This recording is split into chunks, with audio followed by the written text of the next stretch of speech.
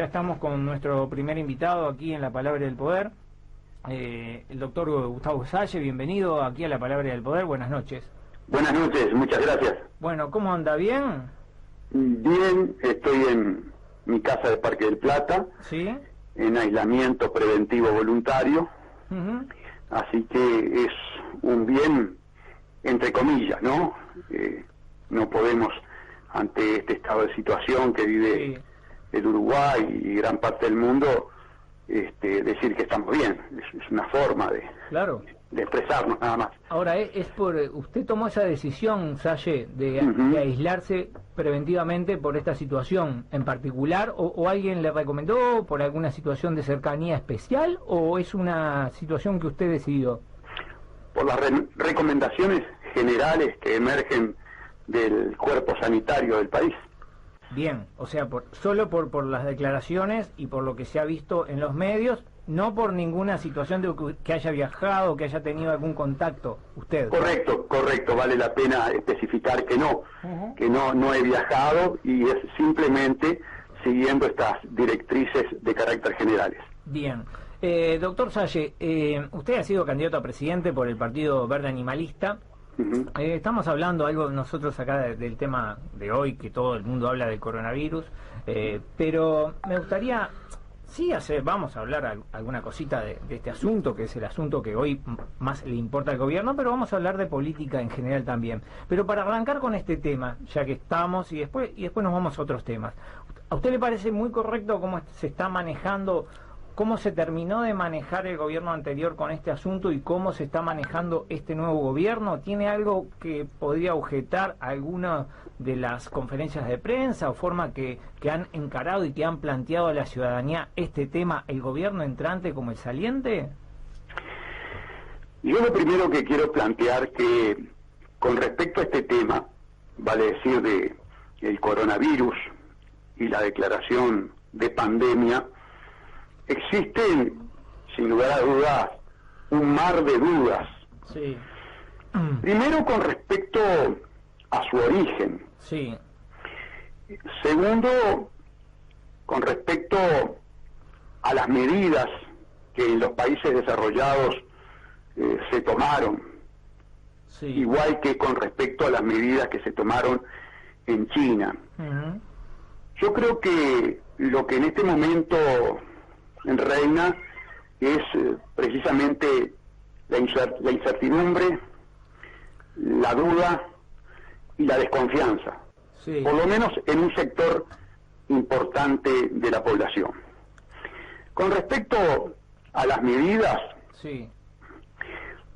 por la comparación y por algunas conceptualizaciones que emergen de operadores de países del llamado primer mundo, que han sufrido enormemente las consecuencias de ese virus, como es el caso de Italia y España, parecería que algún tipo de medida de carácter drástico o draconiano deberían haber sido implementadas con anterioridad y tal vez con mayor drasticidad. Pero bueno, yo no quiero caer en el simplismo de hablar con el diario del lunes. Por lo tanto, voy a decir que las medidas que se están implementando por parte del actual gobierno parecería que son las más indicadas. Eso es lo que puedo razonar en este momento y lo que puedo concluir. Bien. Usted, Salle, buenas noches, primero que nada. Buenas noches. Usted en diversas veces que yo lo he escuchado en diferentes oportunidades que se ha expresado, ha nombrado muchas veces el famoso nuevo orden mundial. Estamos de acuerdo. Absolutamente. ¿Usted lo relaciona este tema con ese famoso nuevo orden mundial? El tema del coronavirus y la aparición de la mediatización que se le está dando. Sin lugar a ninguna duda, considero que el origen de este evento pandémico debe ser endilgado a una estrategia de guerra imperialista. Ahora bien, decir guerra imperialista significa involucrar a los distintos imperios en pugna. Y en ese sentido no estoy en condiciones de identificar precisamente quién pudo haber sido el gestor de esta estrategia. Pero en este sentido quiero ser bien claro. Este no es un evento de la naturaleza. Este es un evento del hombre. Por lo tanto, se le debe imputar, y la historia y las investigaciones posteriores, a algunos de los actores imperialistas que hoy están en pugna en el planeta. Bien, se han visto muchos videos y muchas cosas, sobre todo del nacimiento, ¿no? El tema del murciélago, la mezcla posible con una serpiente y lo que es la comida china, como ese origen. ¿Usted tiene dudas? Porque hay muchas dudas, yo concuerdo que hay muchas dudas e incertidumbres porque hay una hiperinformación que en cierta forma a veces termina, como en tantas otras tradiciones, historias y temas y asuntos políticos o no políticos, termina influyendo para mal quizás en la información final a la gente. Usted por ahí, ¿cómo está viendo la información que se da a la ciudadanía del origen, de las posibilidades? O sea, en cierta forma, las hipótesis que se manejan hoy, ¿son las correctas o no se han barajado hipótesis firmes en un gobierno serio? ¿Tendría que hacerlo? Primero, coherente con mis conceptualizaciones anteriores, sí. Que evidentemente descarto el origen natural. Y me afilio íntegramente a las teorías del origen de carácter intencional e imputables entonces a determinado imperio en pugna. En segundo lugar, ya hay en los distintos medios de comunicación, sobre todo los alternativos, sí, las distintas teorías con respecto al propósito, a la finalidad que se busca con esta pandemia artificialmente generada.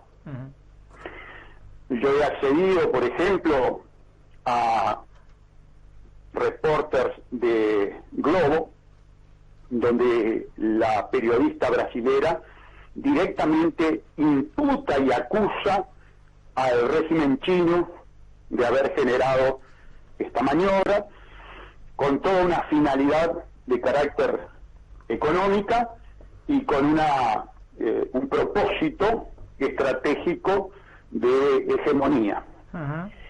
También he escuchado en otros medios alternativos imputación a una suerte de guerra biológica que emerge de los Estados Unidos contra China. Es decir, teorías con respecto a la etiología de esta pandemia son muchas. Sí. Vuelvo a insistir, yo me afilio a aquella que establece su origen en la conducta dolosa de algunos de los operadores hegemónicos del siglo XXI. Sí, justamente una de las teorías que hemos escuchado, que nos hemos informado sobre el tema, es justamente esta guerra ideológica en principio entre China y Estados Unidos, comercial, posteriormente estrictamente comercial, llevaba justamente a esa especie de incertidumbre o de duda de decir, bueno, con todo como está el mundo y como está instaurada esta no quiero decir guerra, pero guerra económica entre Estados Unidos y China, justamente ponía en tela de juicio justamente eso, el tema de que Estados Unidos haya tenido algo que ver o haya tenido cierta responsabilidad. Sí, sin duda, pero además el estudio de los casos históricos precedentes demuestran que las grandes conflagraciones bélicas a nivel planetario siempre obedecieron a razones de carácter económico financieras. Sí, claro. Es decir, los grupos de élite financiera en pugna fueron los que, disfrazando con argumentos de carácter falaces, chauvinistas, pseudopatrióticos, llevaron a los pueblos a la confrontación. siendo además en su gran mayoría estos pueblos manipulados e ignorantes de que eran utilizados por estos espurios fines y propósitos de las élites financieras. Cuando pasa el tiempo, se desclasifica la información, las generaciones que acceden a esa información en forma espeluznante y atónitos comprendemos cuán potentes, cuán poderosos son esas élites, cuán efectivo es el manejo de las masas y cuán despiadados y crueles son estos grupos de poder. Por eso, cuando somos los protagonistas de un hecho de esta naturaleza, debemos apelar a las enseñanzas del pasado para poder escudriñar en las verdaderas causas de lo que estamos viviendo en la actualidad. Bien.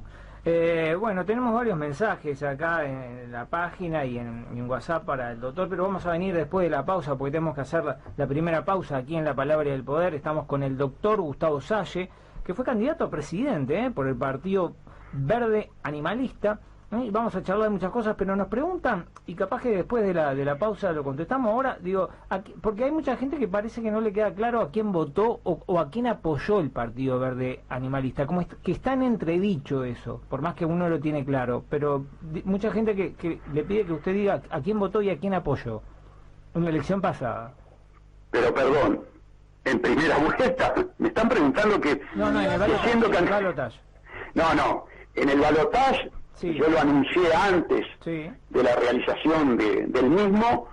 Mi posición fue pagar la multa para tener el documento demostrando que para mí la coalición Frente Amplista y la coalición multicolor, desde el punto de vista político, ideológico y económico, son gemelos. Perfecto. Lo que yo llamo el partido único del nuevo orden mundial. Claro. Y el tiempo y los hechos me han dado absolutamente la razón, por cuanto este gobierno multicolor, en lo estructural, en lo modélico, en lo importante, en lo esencial, ha ratificado plenamente un continuismo. Bien, y me preguntan también qué candidato va a tener el Partido Verde Animalista para Montevideo, para la Intendencia de Montevideo. En este momento... ¿Sí? Yo le digo que el acuerdo electoral que en su momento celebró el doctor Gustavo Salle con las autoridades fundacionales del Partido Verde Animalista ha llegado a su fin. Yo no formo más parte del Partido Verde Animalista. Por lo tanto, las elecciones de carácter municipal las llevará adelante el Partido Verde Animalista, pero partido al cual el doctor Gustavo Salle ya no pertenece más. Bien, así que no pertenece más al Partido Verde Animalista. ¿Se podrían saber alguna razón o razones o fundamentos? Sí. El pacto estratégico, que se cumplió a plena satisfacción por ambas partes, se agotó en el momento de la elección y lamentablemente sin alcanzar el objetivo fundamental que era acceder al Parlamento. Bien. De allí en más quedan 4 años, 5 años por delante para que el doctor Salle, creando un nuevo movimiento político, emprenda nuevamente la campaña hacia la presidencia de la República. Bien, tenemos que hacer la pausa, pero vamos a volver, Pablo. Y varias preguntas tenemos para el doctor Salle. Claro, por supuesto. Aparte, que nos están llegando por las redes sociales. Está bien, y aparte con esto que nos dice el doctor Salle, va a continuar en política con un nuevo movimiento político al cual, bueno, la impronta va a tener la impronta del doctor Salle, pero va a ser algo distinto a lo que ha sido hasta ahora esta corriente verde animalista, que para muchos era importante, pero nos cuenta que hubo una ruptura a partir de no haber logrado el objetivo que era acceder a un lugar en el Parlamento. Doctor Salle, nos vamos a la pausa, pero volvemos en 3 minutos, ¿le parece? Yo espero en línea. Sí, perfecto, nos espera en línea. Muchas gracias. Ya estamos. Bueno, amigos, continuamos con el doctor Gustavo Salle, a quien gentilmente ha esperado esta pausa y quien se ha prestado para poder charlar con nosotros aquí en vivo en La Palabra del Poder. Bueno, que nos decía algunas informaciones que realmente son importantes, que uno también poco se venía a venir, que Salle es un hombre político, va a seguir en política, va a trabajar en una nueva línea. Algunas personas que tenga usted en mente para esa nueva línea de trabajo que está pensando de aquí al 2024, o recién ha tomado la decisión y recién está comenzando a moverse? No, hay un grupo importante ¿sí? de personas que me apoyaron en mi transitar por el Partido Verde Animalista, pero que su inclinación era de carácter estrictamente personal, es decir, apoyaban al doctor Salle, que es fundamentalmente el núcleo duro de la lista ¿sí? 80-10 del Partido Verde Animalista, que obviamente se escinde del mismo ¿sí? y va a constituir el grupo que me acompañe en la labor burocrática de generar el nuevo partido político de cara a la presidencia de la República para las próximas elecciones. Bien. Me imagino uno pensando, ¿no? Usted tendrá sus puntos de vista y las líneas de autocrítica suficiente, porque muchos saben lo que dicen. El doctor, digo yo, usted lo debe saber, pero para comentarle a la gente, el doctor Salle dice cosas muy importantes, muy verdaderas, pero tiene un estilo que de repente da para pensar de que algunas cosas como que se pianta un poco. Eso es lo que yo he escuchado bastante y creo que también quizás a usted le ha llegado. ¿Usted piensa, para proseguir en esta nueva línea política, repensarse un poco en ese aspecto o no? Por supuesto que una persona que se precie de tener una inteligencia mediana, ¿sí? ¿verdad?, normal, un coeficiente intelectual normal, si constata que ha cometido errores, lo lógico es no tropezar dos veces con la misma piedra. Por lo tanto, si allegados, si amigos, si votantes, si periodistas señalan algunos errores, algunos defectos, por supuesto que nosotros estamos abiertos a corregir esos errores. Lo que no estamos dispuestos es a modificar principios básicos de nuestra persona, de nuestra esencia humana, y uno es fundamentalmente ser leales y verdaderos con nuestra conciencia. Cuando nosotros a conciencia entendemos que hay que decir determinado concepto, no vamos a anteponer jamás consideraciones de orden electoralistas antes que plantear esa verdad al pueblo. Por lo general, el político en campaña es un embustero, es un estafador. Por lo general, el político en campaña al pueblo le promete villas y castillas. ¿Ha pasado en esta campaña anterior? Pasó con el doctor Luis Lacalle Pou, sí, actual presidente de la República. Nos mintió, nos mintió. Dijo que no iba a aumentar impuestos. Aumentó impuestos. Yo sé que los blancos, los multicolores, van a salir a querer salvarlo diciendo que el Frente Amplio no actuó con lealtad y que no subió las tarifas como acostumbradamente sucedía. Sí. A lo cual yo respondo que entonces el doctor Lacalle se equivocó groseramente como político avesado en prometer algo que no estaba dentro de las posibilidades de su soberanía, de su accionar, de su gobierno. Es decir, o fue mentiroso o de lo contrario fue profundamente negligente y mal político. Bien. Esas son las opciones. Bien. Pablo, sí, Pablo. No, estoy escuchando muy atentamente, porque nos llegó un mensaje al doctor Salle con respecto al tema anterior a que fuéramos a la pausa, que dice, pregúntele a Salle si no cree que el Instituto Tavistock está atrás de la manipulación de los medios con respecto a crear caos en el tema coronavirus, ¿se entiende? Bien.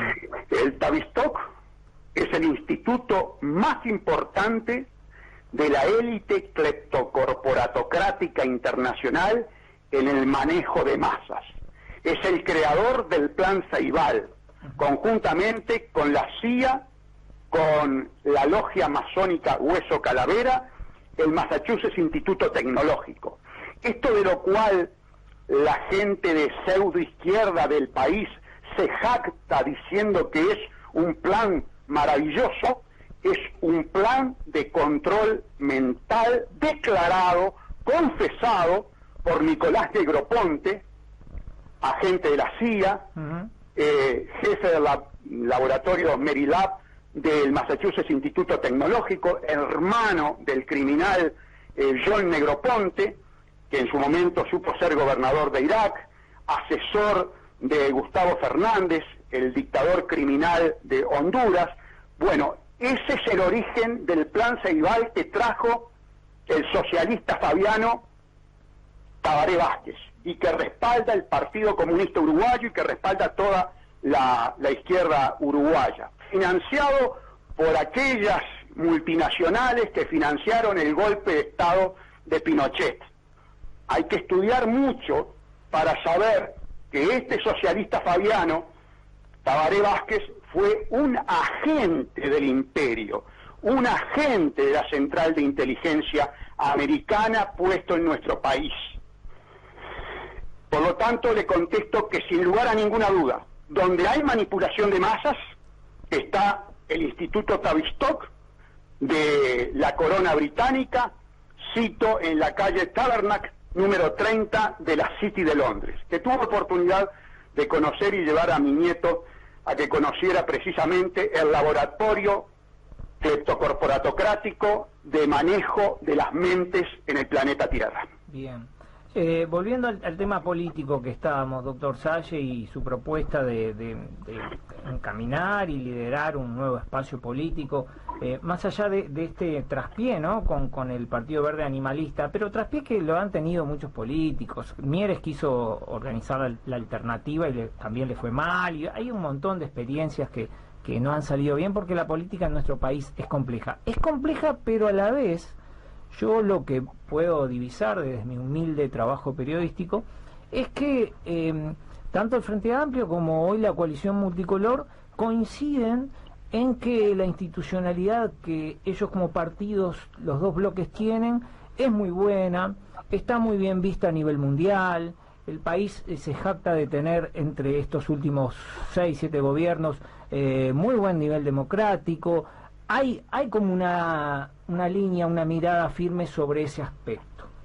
Digo, en relación a esto, preguntando, ¿usted tiene pensado trabajar en alguna línea de alianzas?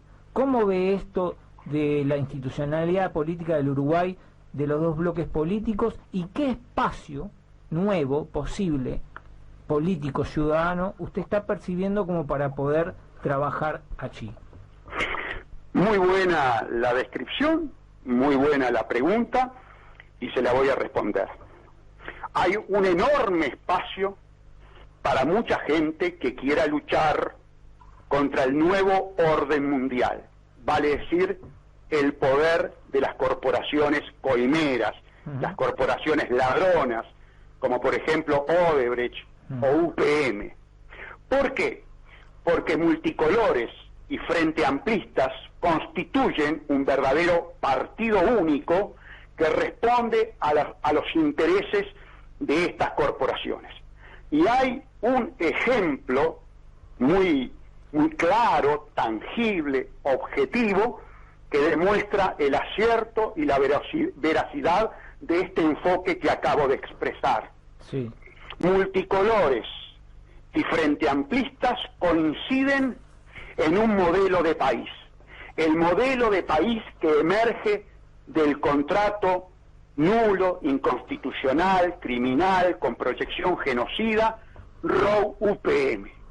Blancos, cabildantes, colorados, independientes, socialistas, comunistas, ex-tupamaros, todos son afines al modelo de país reprimarizado, contaminado, corrompido, extractivista, que emerge del modelo forestal, celulósico, que se originó en el gobierno de Julio María Sanguinetti. Todos ellos siguen... ¿El partido de Vega lo incluye también o no? El partido de Vega, el PERI, sí, ha manifestado su oposición a UPM. Sí. Ese es un aspecto importante, sí, que me permite excluirlo de esta conceptualización. Bien, bien. Correcto. Sigamos, estaba con Sanguinetti, perdón que lo corté, pero estaba bien, con bien, Sanguinetti. no, pero vale la pena. Bien. Vale la pena. Obviamente nosotros estamos muy expectantes de lo que sea la actividad de su conductor, el ingeniero Vega, sí, en el Parlamento. Sí, Queremos ver si esa oposición realizada antes de ser elegido legislador, ahora en su actividad legislativa, la logra plasmar a través de una actuación en esa órbita importante. Y ahí podría haber una posibilidad, en el caso de que Vega sea consecuente con su actuación previa a las elecciones, ¿alguna posibilidad de acuerdo? Mucho tiempo por delante, sí, no quisiera efectuar consideraciones futuristas.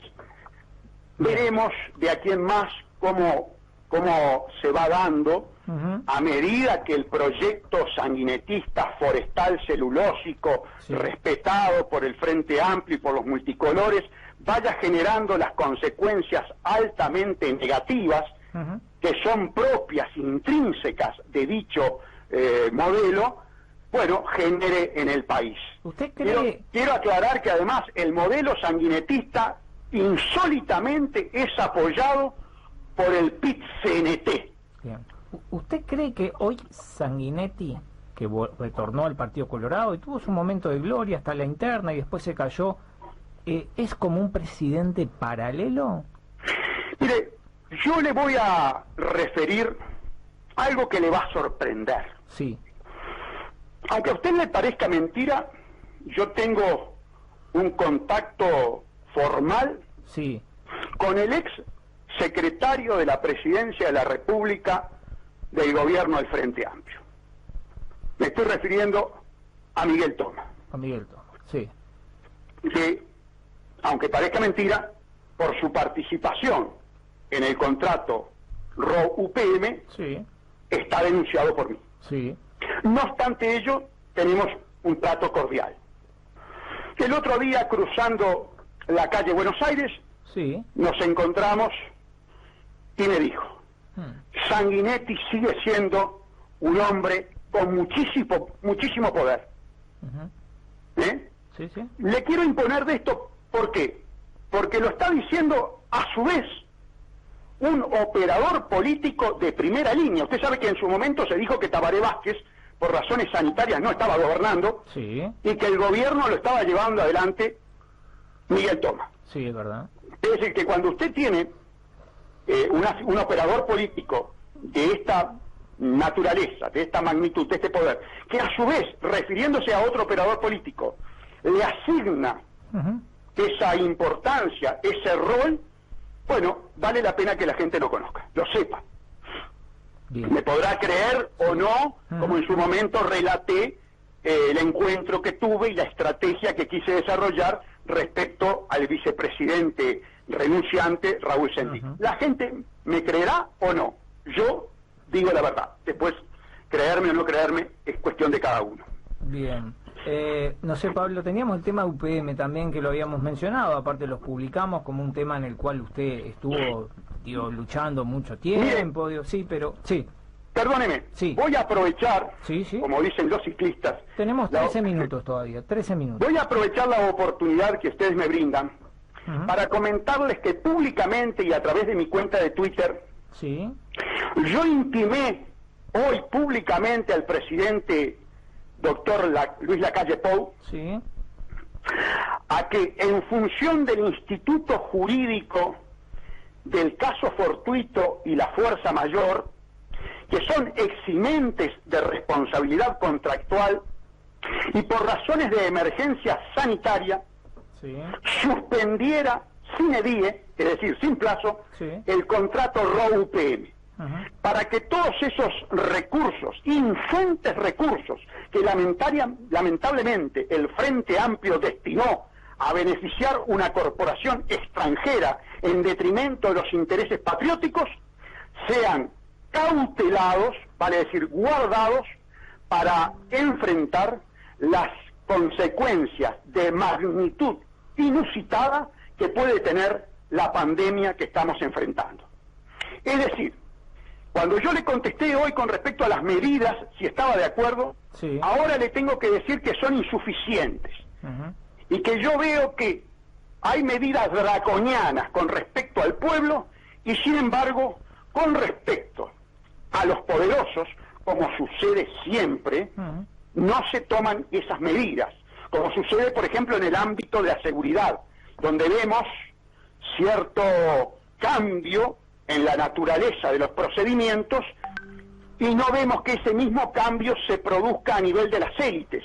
No vemos auditorías, no vemos intervención de bancos, no vemos nada de eso. Pero volviendo al tema UPM, sí, por razones de emergencia sanitaria, ante un caso fortuito de fuerza mayor por su condición de imprevisibilidad y por su condición de irresistibilidad, el presidente de la República tiene la obligación de guardar los recursos económicos para la vida y la salud del pueblo y por lo tanto inmediatamente, bajo el instituto jurídico del caso fortuito y la fuerza mayor, comunicarle a Oswald Ross que el contrato ROU-UPM está suspendido sine die. Bien. Pablo. Escuchando atentamente entonces al doctor Salle, y bueno, deja mucho para pensar, mucha información para pensar, ¿verdad? Situación. Bien. Sí. Bueno, doctor, nos quedan todavía unos 9 minutos para terminar. A mí me gustaría saber, incluso insistir en el tema de la proyección política y el espacio político, algo que quedó de hace correcto, unos minutos atrás. ¿Por qué? Porque yo creo que un político, alguien que quiere... Usted aspira a gobernar el país, ¿no? Sí, correcto, ¿no? Absolutamente. Me parece, digo... Voy más lejos. Bueno. Voy más lejos todavía. ¿Más lejos? Voy más lejos. ¿A dónde? No quiero caer en la petulancia, pero le tengo que decir que el único candidato que enfrenta al poder de las corporaciones extranjeras que vinieron por nuestros recursos naturales a colonizarnos, a contaminarnos, a saquearnos, soy yo. Bien. Vega no está en esa línea. No se enfrentó a eso. Este discurso mío no lo tiene Vega. No lo tiene. Este discurso mío no lo tiene Vega, por supuesto que no. Bien. Cuando debatieron ustedes, creo que el debate se fue por otros lados y perdió un poco de alguna línea. Aquel debate que hicieron, ¿no? En Canal 12 fue. ¿Sí? ¿En dónde fue? ¿En Canal 12? Sí, en Canal 12. Bien. Usted tiene razón. Sí. Bien, bueno, pero yo volviendo al tema del espacio político, ¿no? Digo que me parece que usted de alguna manera tiene que ir de aquí al 2024 conquistando y trabajando, más allá de los espacios de radio, de televisión en los que pueda usted empezar a promover este discurso. Tiene una labor fuerte, ¿no? Un trabajo muy tedioso, muy de hilar fino, de surcir, de trabajar en diferentes ámbitos, aunque da la sensación de que espacio hay. ¿Por qué? Porque yo creo que en el país, por más que hay bloques fuertes que se jactan de tener una institucionalidad política, que la hay, yo creo que hay muchos descontentos, hay muchas cosas que no cierran, hay muchas incertidumbres sobre manejos que hace tiempo, no es de ahora, esto viene hace mucho, están como prendidos del pincel. Pero con el sistema político en general. De muchos aspectos. Bien. Sin lugar a duda. A medida que avance el gobierno del doctor Lacalle, que ya está absolutamente condicionado y comprometido con las agencias calificadoras de riesgo, Standard & Poor's, sí, Fitch y Moody's, sí. Nuestro aliado en la campaña electoral, sin perjuicio del enorme trabajo que debemos realizar y que usted lo estaba poniendo de manifiesto, será justamente la frustración, será el descontento, será la constatación de lo que anunció el doctor Salle, el doble discurso inmoral que tiene el político del Partido Único del Nuevo Orden Mundial, el partido de las corporaciones, que le promete, se compromete con las agencias calificadoras de riesgo en un discurso y en un programa que es confidencial, y luego en las tribunas, con una finalidad de mera captación del voto, curte a mentira, embauca al electorado y naturalmente después el embaucamiento termina chocando con la realidad y esa realidad catastrófica genera la emotividad de la frustración. Eso es lo que va a suceder. Ya está sucediendo. Ya hay reclamos de un solo Uruguay con respecto a la calle Pou. Ya hay reclamos de los votantes que prometió hacer auditorías y luchar contra la corrupción, cosa que sabíamos que no iba a ser así porque fue aliado de la corrupción, fue aliado del contrato coimero ROU-UPM, fue aliado del golpe de Estado técnico, y por supuesto, ya Heber, desde uno de los lugares de corrupción más importantes que tiene el Estado, que es el Ministerio de Transporte y Obras Públicas, adelantó que no iban a haber auditorías. Porque si había auditorías, Heber tenía que auditar el contrato ROU-UPM, y si tenía que auditar el contrato ROU-UPM, quedaba en claro la connivencia y la sociedad del Partido Nacional con este contrato coimero. Bien. Sí, tenemos un mensaje de la misma persona que preguntó anteriormente, sí, que dice: pregúntele si no hay mucha molestia a Salle qué economía utilizaría si fuese presidente de Uruguay, keynesianismo o escuela austríaca Milton Friedman, achicar el Estado, impuestos, etcétera, dice. ¿Qué política económica? Bien. Mire, yo en esto quiero ser bien claro y sincero. El gobernante que asuma la presidencia de la República en un país de 3,5 millones de habitantes, geoestratégicamente colocado entre dos grandes países como Brasil y Argentina, colonizados por el imperio, no tiene soberanía, no tiene independencia, no tiene autonomía. Eso no se lo va a confesar ningún político. Entonces yo le tengo que decir que usaría la estrategia de resistencia dentro de los límites de las posibilidades de supervivencia del país, sin tener un manual, sin responder ortodoxamente a tal o cual teoría. Porque, a ver, yo sería un verdadero estafador, un mentiroso, un político consumado, si yo hablara de condicionamiento de las agencias calificadoras de riesgo, de condicionamiento de los fondos de inversión, del Banco Mundial, del Fondo Monetario Internacional, de la Reserva Federal, y después de golpe y porrazo, todos esos condicionamientos dejaran de existir por el mero hecho de que el doctor Salle ganara la presidencia. No, yo voy a tener todos esos condicionamientos, y todavía con este discurso van a estar mucho más atentos. ¿Cuál es la diferencia? No ser mentiroso, no ser lo que fue el Frente Amplio, no ser lo que fue Vázquez y Astori, diciendo, bueno, esta política que nosotros llevamos adelante, de favorecimiento de las corporaciones, de entrega de los uruguayos a la oligarquía banquera a través de la esclavitud banquera de la ley 19.210, es buena. No. En todo caso, lo que habrá que decir es impuesta. Nos obligan, me coaccionan, me dicen que si yo no acepto estos lineamientos, no me compran nada y no me venden nada. ¿Se dan cuenta? Así de fácil. Hay que decir la verdad. Al político decir la verdad le supone transmitirle al electorado una situación de condicionamiento, de sojuzgamiento, que es altamente mortificante. Por eso es que no lo hacen. Bien. Ahí habríamos que entrar en un tema que nos vamos a ir porque tiene que ver también con la ley de financiamientos de partidos políticos, porque las empresas operan y tienen que ver por con supuesto. eso. Tendríamos que tener un programa, pero ya lo vamos a invitar dentro de poco. Esperemos que esto de este virus pueda pasar rápidamente y el país en un mes, 2 meses lo pueda superar. Hay que ver, yo no soy augur, pero quizás, posiblemente. Mire, sí. Yo subí hoy a mi cuenta de Twitter Sí. un video Sí. con respecto a la historia de la injerencia de las dinastías financieras en los distintos países europeos, en los Estados Unidos, y en la historia de la creación de los distintos bancos centrales más importantes, como el Banco de Inglaterra, como el Banco de Francia y como el Banco Central Privado Oligopólico Reserva Federal de los Estados Unidos.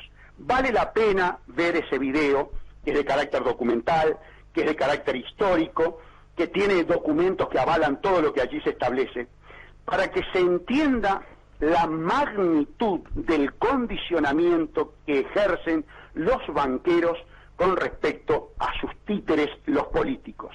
Fíjese cuál es la relación hoy de Trump con respecto a la Reserva Federal. Fíjese quién toma las medidas económicas, fundamentalmente monetarias, en los Estados Unidos. Estados Unidos es una democracia formal, pero desde el punto de vista sustancial, es un sistema totalitario banquero. El dueño de la política monetaria, o vale decir el dueño de la política económica y financiera del país, es el conjunto de banqueros privados dueños del banco que emite la moneda. Usted sabe que cada vez que se emite un dólar, cada americano tiene que pagar intereses a esos banqueros por el dólar emitido.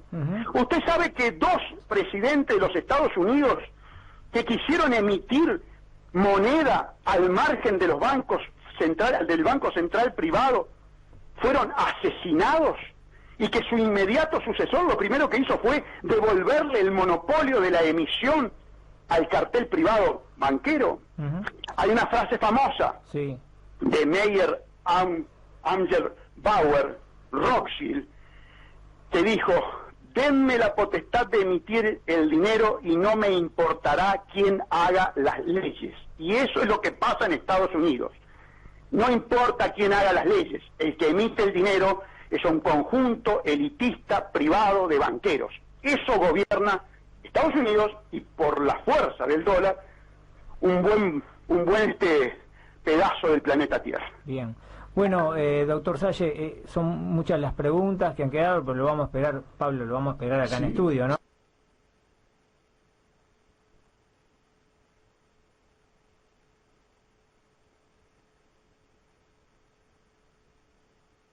Con Marcelito Lajante también, que hoy no ha podido estar, con Mercedes, con toda la barra de acá de la Palabra del Poder, pero bueno, quedaron...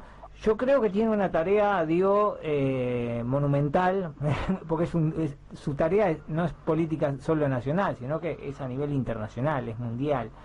Y bueno, después la historia dirá, ¿no? ¿Cómo quedará el doctor Salle en la historia, plantado, si habrá podido tener un logro final con esta lucha, ¿no?